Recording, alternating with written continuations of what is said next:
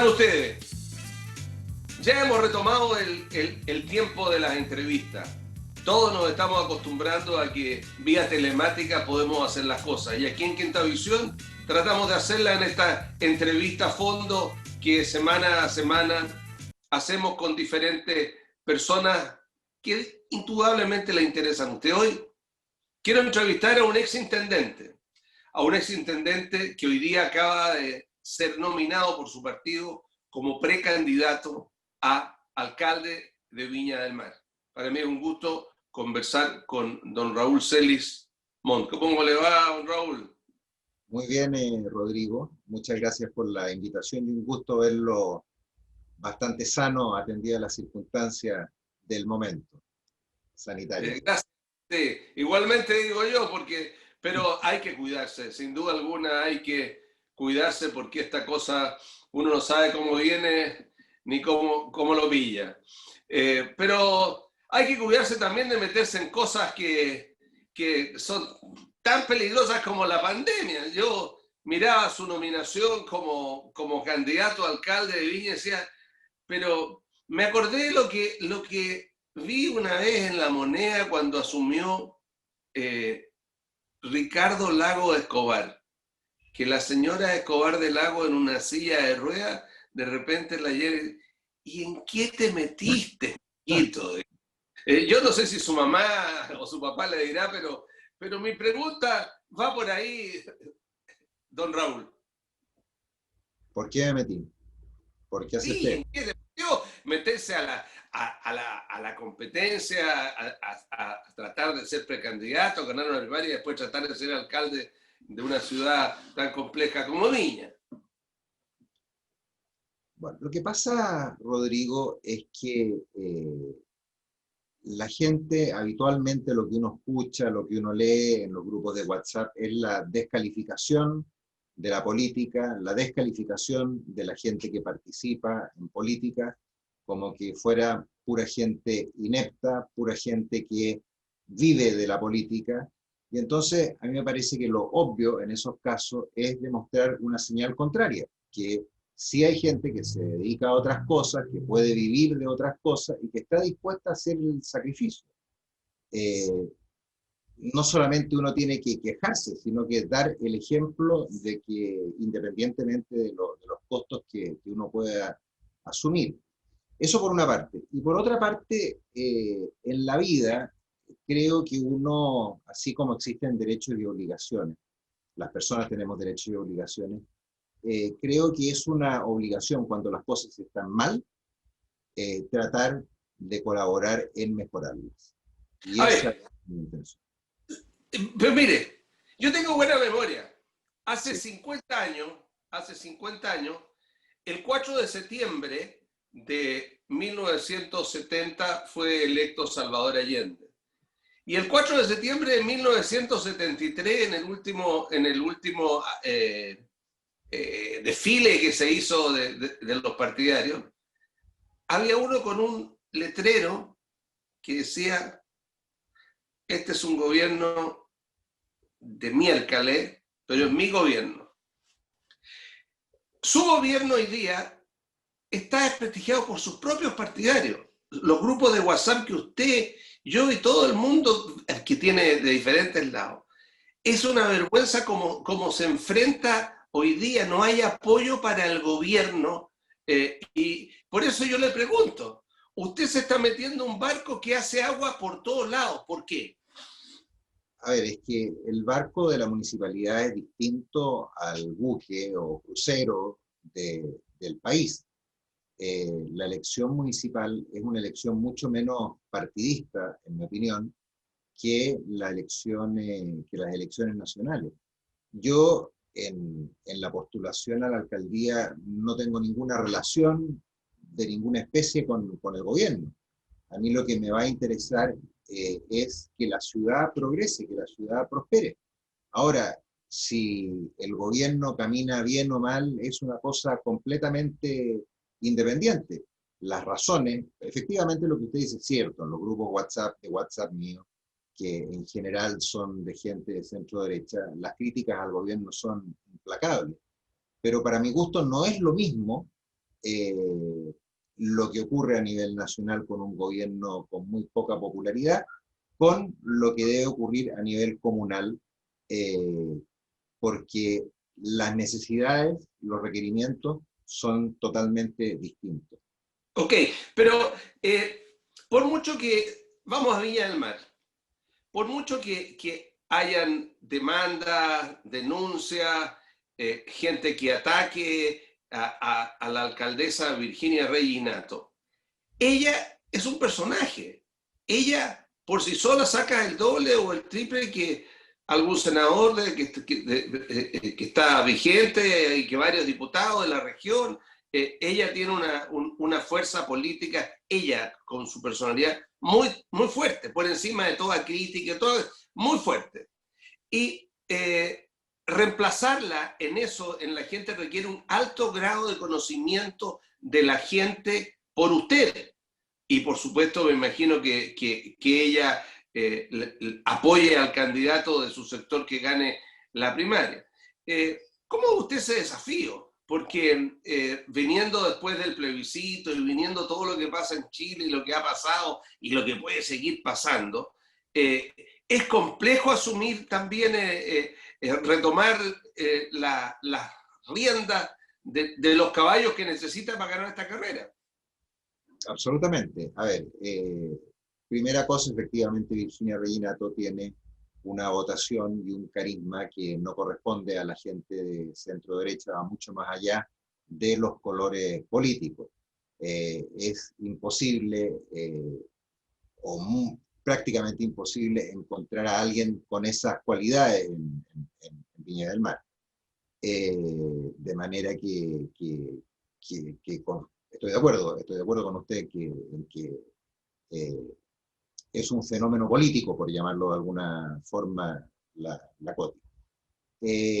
Enseguida, respecto de la situación actual, de lo mal que están las cosas en el país, de lo que le va a tocar a uno, claro, yo pienso que fundamentalmente los 4 años de alcaldía que vendrían van a ser años básicamente de reconstrucción, años de volver a recomponer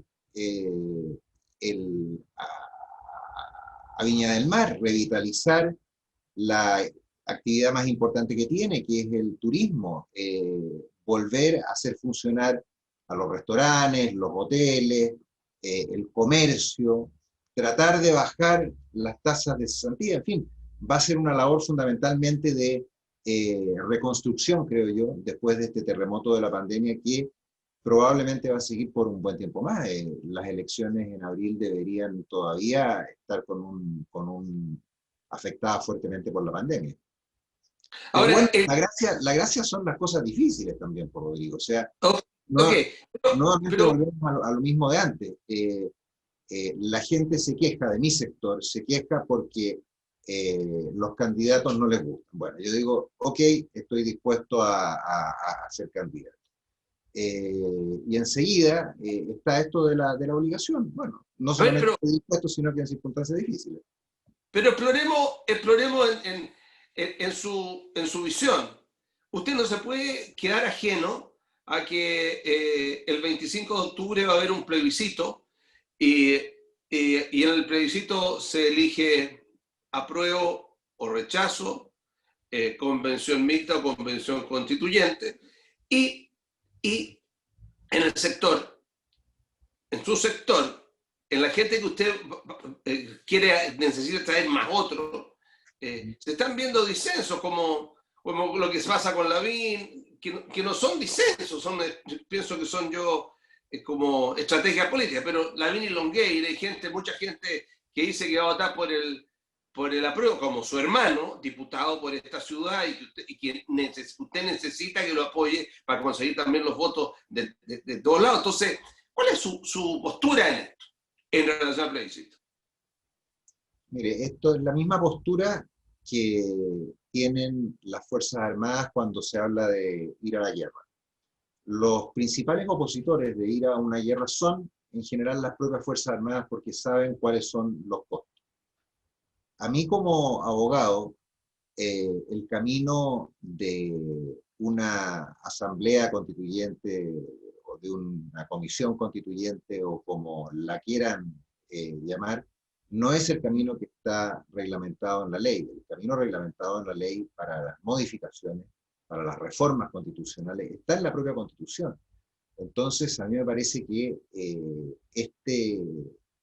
esta vía, que lo más fácil sería decir, estoy por el apruebo, sí, pero es una vía de un nivel de incertidumbre, donde cada uno hace una interpretación distinta, que a mí me parece que lo más razonable es votar rechazo. Ahora, no sé si usted habrá leído, mi mujer me regala libros compra por internet para que no me aburra un poco y me regaló primero el libro de Lago y después me regaló un libro que yo me imagino que lo he leído, un libro del hijo de Juan Luis Osa sobre, en el fondo, la historia de las reformas constitucionales en Chile desde 1828 hasta 1980. Allí aparecen varias cosas, pero en síntesis el tema es, ¿de dónde se va a partir esto? Porque aparentemente va a ser una prueba. ¿Cuál es la postura de su sector? ¿Va a ir a ayudar en esto? ¿Usted va a votar por el rechazo? Pero aparentemente va a ganar el apruebo, no por lo que aparece. Entonces, ¿cuál va a ser la postura que se debe tener? Mire, yo hice, Rodrigo, la memoria para optar a abogado en unas reformas constitucionales que ocurrieron poco antes del golpe de Estado, donde los últimos tres presidentes, Alessandri, Frei Montalva y Allende, se quejaban de la falta de poder del Ejecutivo frente al Legislativo, que hoy día es justamente una de las cosas que se quiere fortalecer, las facultades del Legislativo frente al Ejecutivo. Lo que pretendería incorporar yo en la Constitución son principios básicos, pero lo que yo quiero tratar de transmitir es que la Constitución no le va a cambiar la vida a la gente. Yo Ok, quiero ok, decir, ok, eso lo entendemos personas que han tenido o educación cívica o clases de derecho, pero el normal de la gente cree en muchas cosas que probablemente no van a ser ciertas. Pero hay una cosa que es cierta. ¿Qué opina usted, por ejemplo, de la forma como podría reestructurarse en relación al artículo 19 el tema de la subsidiariedad y el tema de la propiedad? ¿Hasta qué lado usted cree que se puede hacer allí? Porque una de las cosas que plantea, indudablemente, la gente que quiere cambio en la Constitución. bien, ahí yo creo que se requiere una intervención estatal mucho más fuerte de la que ha habido en los últimos años. Yo incluso lo señalé en un artículo que me pidieron el año pasado que escribiera analizando lo que había sido el primer año de gobierno de Sebastián Piñera o un balance del año 2019, que uno de los grandes defectos que tenía el país era que había crecido mucho desde 1990, pero no en la misma proporción habían crecido los órganos de control. Por ejemplo, en materia de agua, de electricidad, un alcance enorme, casi el 100% de la población, pero los órganos que fiscalizan eso son menores, tienen 2, 3 funcionarios en la Superintendencia de Electricidad y Combustible, la Superintendencia de Servicios Sanitarios. Si uno se va a las sociedades anónimas, a los bancos, lo mismo, la Comisión para el Mercado Financiero, que representó a la Superintendencia de Sociedades Anónimas, a la Superintendencia de Bancos, son órganos, pero de un nivel casi miserable, digamos, para tratar de controlar al sector privado. Entonces, yo creo que uno de los grandes errores que ha habido en el país en los últimos 30 años es que se creció, claro, pero junto con ese crecimiento tendrían que haber estado los mecanismos de control, tendrían que haber aumentado en la misma proporcionalidad los organismos de control. Y fueron muy pocos los que han aumentado. La Contraloría es uno de los que aumentó en los últimos años, pero son contados con los dedos de la mano. Entonces, a mí no me Por cabe ejemplo, duda. Sí. por ejemplo por ejemplo, pero eso no está algunas de esas cosas, o la mayoría de esas cosas, no están específicamente en la Constitución. Es decir, la estructura la ley de... Por ejemplo, las comisiones preventivas regionales de la libre competencia, que estaban muy bien estructuradas. De hecho, yo fui parte de esa especie de tribunal regional. Pero su ámbito era y es limitado. La inexistencia de un ombudsman, por ejemplo. No hay un defensor del pueblo. El alcance de la realidad de la probidad hoy día exigida para los funcionarios. En fin, hay una serie de cuestiones que son importantes y que la gente siente que a lo mejor le podrían ayudar. ¿Cuánto está dispuesto su sector a ceder en términos de aquello? Es que yo creo, Rodrigo, que no es ceder, porque yo no defiendo lo que hay. Yo en eso creo que el Estado tiene que intervenir de manera mucho más fuerte.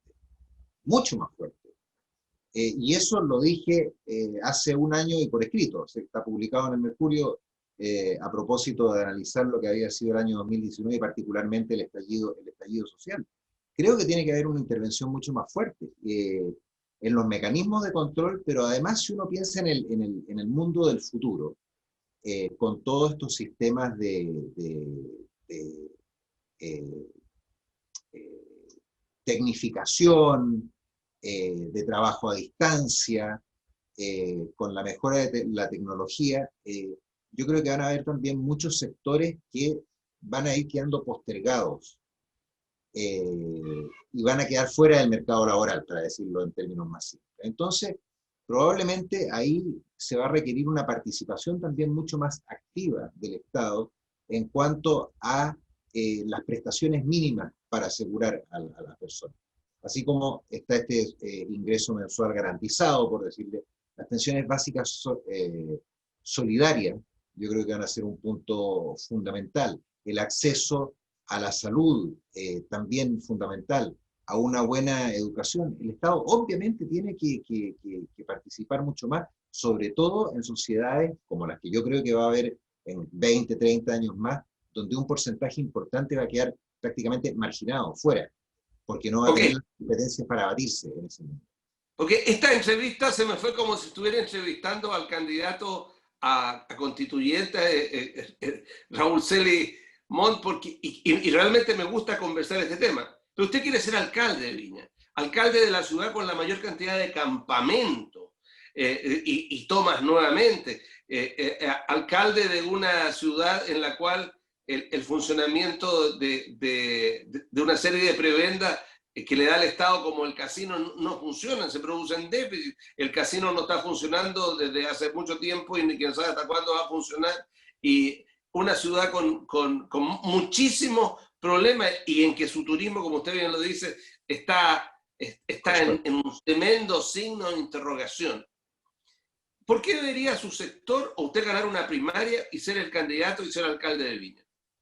Frente a estas cosas que son el día a día, lo que hay que enfrentar como capitán de este buque. Porque, eh, porque yo, una de los elementos básicos para mí que lo apliqué cuando fui intendente en Piñera 1, es la importancia del orden público, y no solamente del orden público, sino que también del orden interno. Yo creo que en eso tengo aptitudes, creo que he organizado muchísimos equipos de trabajo, grupos de trabajo en mi vida, y por lo tanto pienso yo que en esa materia, en tratar de ordenar un poco lo que hizo Alcaíno hace años en la Municipalidad de Santiago, soy la persona adecuada. Y gran parte de lo que va a haber que hacer es, junto con reconstruir, ordenar para volver a emprender vuelo y recuperar terreno por parte de la ciudad en materia turística, y no solamente en eso, es conectividad que lo trae de lo... Sí, pero perdóneme, usted me deja la pelota flotando, pero usted cuando construyó su equipo tenía a Enrique Kistainer adentro. Y Enrique Kistainer, lo que pasó con él es una cosa que es una espina clavada que usted tiene en su espalda, digamos, en su equipo. Entonces, el concepto de pensar, de definir los equipos se arman, pero también reciben cosas de los partidos políticos. Es un tema muy complejo pensar así, ¿o no? A ver, bueno, obviamente en los equipos siempre hay manzanas podridas, por llamarlo de alguna forma. ¿Y qué es lo que se hace con una manzana podrida? Se le saca del canasto, que fue lo que yo hice. Yo en eso, Rodrigo, voy a ser sumamente exigente, como lo he sido durante toda mi vida profesional. Para mí, los temas de jugar limpio, porque yo trato de jugar limpio permanentemente, los exijo respecto de los demás, y el que se sale de la fila va a pagar las consecuencias. Ese es un punto donde yo tengo cero capacidad de tolerancia o de negociación. Y la mejor prueba es que cuando se produjeron hechos, yo no dudé un segundo en aplicar mano dura, qué es lo que había que hacer. Eh, y el hecho de que el diputado de Viña del Mar sea su hermano, ¿le juega a favor o le juega en contra? Porque ahí podría la gente pensar, no, pucha, es la familia que se está haciendo cargo, son los dueños de la ciudad. ¿No cree que también ese es un tema no menor? No, mire, Andrés de los hombres es el menor, yo soy el mayor, y hay una diferencia, no sé, de 12 años más o menos, pero Bueno, políticamente, él vota por el apruebo y usted por el rechazo. Hay bueno, una eso es lo que voy a diferencia. decir. Políticamente las diferencias con Andrés son enormes, enormes, enormes, enormes. No, no, es un problema, no sé si generacional o qué, pero bueno. Pensamos muy distinto, a pesar de que él estudió en colegio de curas y yo en colegio laico. Eh, pero no veo por qué vaya a existir algún tipo al revés. Creo que demuestra interés por la cuestión pública. Uno ve, por ejemplo, en la familia Walker, que en el Congreso, que han habido 3 hermanos que han estado comprometidos, los Osandón, o los mismos No Alessandro. hablemos de la familia Sandón, porque ahí con la familia Sandón, con el primo en medio, mejor no toquemos ese tema. No, pero a lo que voy es que la preocupación por la actividad pública es completamente irrelevante que sea uno hermano del otro o no. Además son campos distintos. Ok, Uno es ok, legislar, el otro es el problema del día a día en la ciudad. ok. Usted sabe que a mí me gusta tocar y pinchar, porque uno tiene que hacer la entrevista, digamos, con lo que la gente que está mirando lo ve. Ahora, al final nos queda casi nada, un par de minutos. Eh, Cuéntenos, ¿cuál es la estrategia que va a hacer usted para poder ganar las primarias? ¿No? ¿Cómo se va a ganar cómo se va a empezar a mover usted? Bueno, esto es muy reciente, Rodrigo. El consejo se fue el día sábado eh, y en él participaron, bueno, distintas eh, personas, incluidos Carlos Williams y Rodrigo Gopaiti, que son actuales concejales por Viña, quienes declinaron su opción por mí, y yo estoy muy agradecido con ellos. Este fin de semana nos vamos a reunir con el senador Chaguán, con el diputado, para poner el apellido de RN, y otros dirigentes para ir estructurando la campaña en lo que se refiere a la administración, al administrador electoral, a los recursos que van a ser necesarios, hacer un presupuesto, una carta Gantt, todo eso lo vamos a tratar dentro de los próximos días. Ok, bueno, usted vuelve a la arena política. Yo creí que lo iban a nombrar. Siempre pensé que usted podía haber sido ministro de Justicia y que iba a volver a trabajar con Piñera como ministro. Pero usted ya está, o que iba a ser candidato a gobernador regional.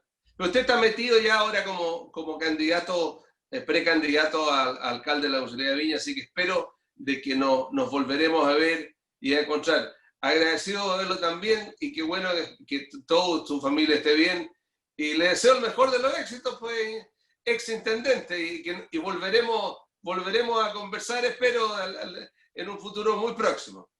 Mire, sí, Yo le agradezco la entrevista, Rodrigo, y lo que sí puedo garantizar es que yo daré el máximo de mis energías por eh, no solamente ganar la primaria, sino que ganar la alcaldía y hacer una muy buena alcaldía. Y espero que este poco sacrificio que uno hace sea entendido por otras personas y también estimule a otros a incorporarse en la actividad política.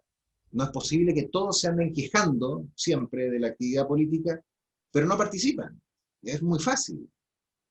Hay que estar adentro. Es una obligación como ciudadano la de comprometerse, la de involucrarse, independientemente si gana o si pierda. Eso ya es harina de otro costal. Pero lo que le quiero transmitir es que yo voy a dar eh, voy a dar mi mayor esfuerzo, mi mejor esfuerzo por cumplir un buen papel y por lograr que Viña tenga el mejor alcalde. Y por Ok, eso, y por eso que para mí lo ideal es que la UDI coloque al mejor candidato que tenga, porque lo que me interesa es que Viña tenga el mejor alcalde posible. ok, don Raúl Celismón, ha sido un gusto tenerlo aquí en esta entrevista. Muchas gracias. Igualmente, Rodrigo, muchas gracias y a los televidentes de Quinta Visión y del programa Fondo. Bueno, y ustedes que lo están viendo, bueno, él es Raúl Celismón, precandidato a alcalde de Viña del Mar, ex intendente, a quien le pregunté cómo a usted le gusta que lo haga y cómo corresponde, porque las cosas hay que preguntarlas todas. Que estén ustedes muy bien.